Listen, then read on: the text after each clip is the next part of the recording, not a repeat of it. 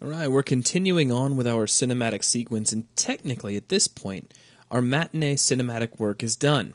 We've already animated our robot, we've animated our camera, we've worked on our lighting, our materials, all of this has been animated.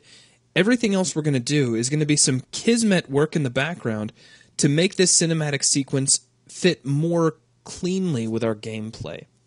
So for starters, what we're going to do is take our little spawned robot and run him into the room where the player is now sitting. So you're going to watch the movie, the robot's going to do his throat slit. Of course, then we hide out the skeletal mesh robot and swap it out for an AI bot, but we need to get the bot into the room.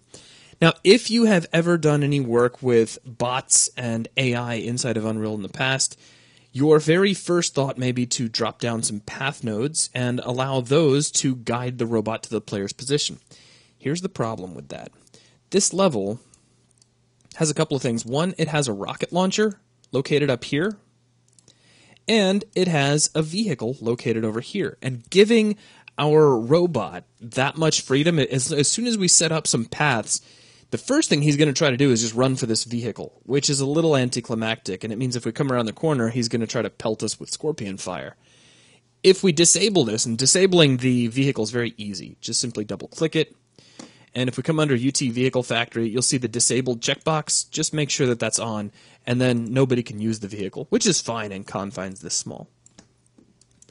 Now, if we were to set up some path nodes to guide the robot in this far, as soon as he detected that he could find a way to get up here, he would ignore the player entirely, and he would just run up here and get the rocket launcher. I don't want that to happen.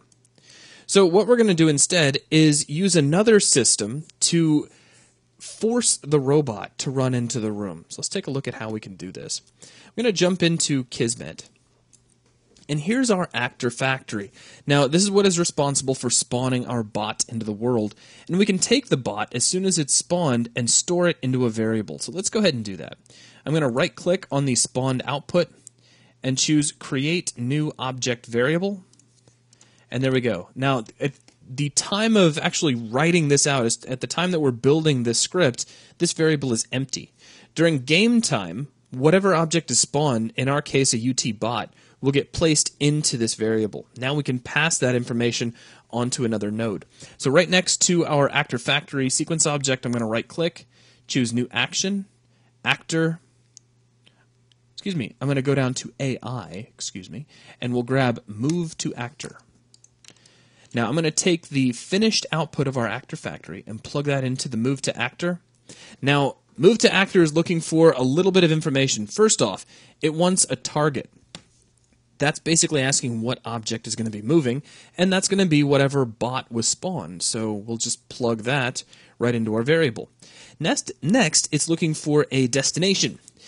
So to create the destination, we can create any actor in our scene. Anything that's placeable can be used. So what I'm going to do is use a placeholder actor of a note. So let's open up the content browser, jump over to actor classes, and right at the topmost level, you'll see a note actor.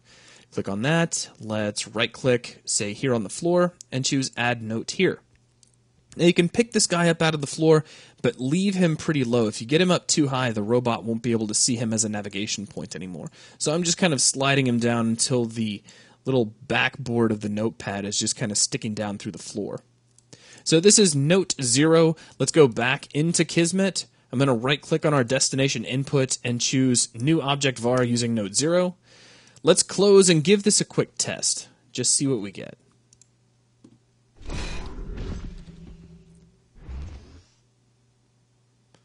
Unit in position. Now, if everything worked, we should be able to wait just a second, and as soon as we round the corner, that bot should be right up here by the door. And he is. So we got him really close to the entrance. However, let me point something out to you. So you might be thinking, well, that's great. Why don't we just take this, and we'll put it exactly where we want our bot to go. Right up in here, I suppose. Now we'll try this out. Unit in position. And we'll just wait for the robot to round the corner. And he's not here yet. and he's still not here. In fact, he's still sitting way back there in the back. This is a very rudimentary form of navigation. This is, I mean, really just grabbing your robot by the brain and saying, hey, run to this guy. So what we got to do is kind of walk him in. So we're going to slide this back, get it right about here. Now I'm going to duplicate this object off. So let's hold down Alt, and we'll slide this over. Now, doing this will cause me to have to adjust some of my node actors over inside of Kismet. Because now, if we jump back over to Kismet, we're now running to note 1 instead of note 0. Basically, when you duplicate an object using the Alt key, what's happening is that the duplicate is left at the location of the original object, and you're actually dragging the original object with you. Now, they're nice enough to set it up so that Kismet will update, but that's not exactly what we wanted in this case. I'm going to grab my Move to Actor and just hit Control-C, Control-V, and we'll duplicate that. Notice it's already connected to a couple of things. It's already connected to Note 1, which is fine. In fact, I can unhook that guy over here. Actually, let's just unhook everything. We'll keep everything really straightforward for now.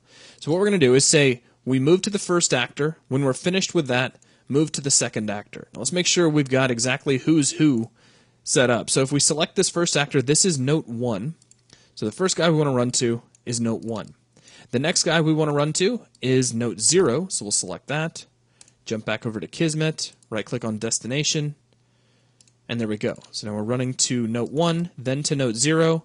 Now we can just take the target, plug it in right over here, and we should be good to go. Now, let's try this out.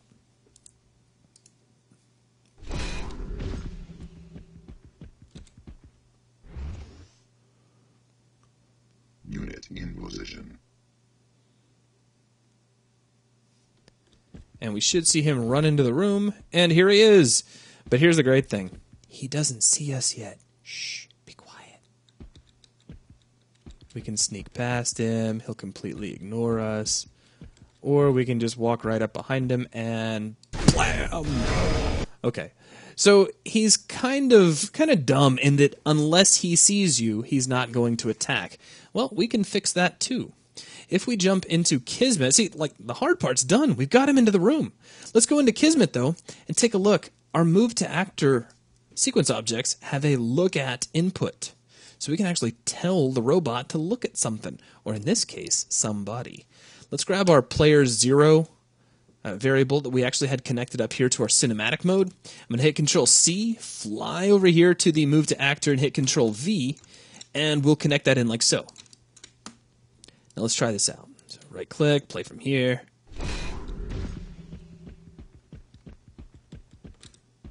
Now, when he rounds the corner, as he runs to that second point, he should be looking right at us, which means he's going to immediately open fire. And there he goes. First blood. Immediately trying to kill us. Now, the cool thing about doing it this way is that we don't run any risk of him ever thinking that he can run up here and grab the rocket launcher. We're going to leave that to be our little secret, which is going to be really important here in an upcoming video. For now, though, go ahead and save your work, and we'll continue on after this.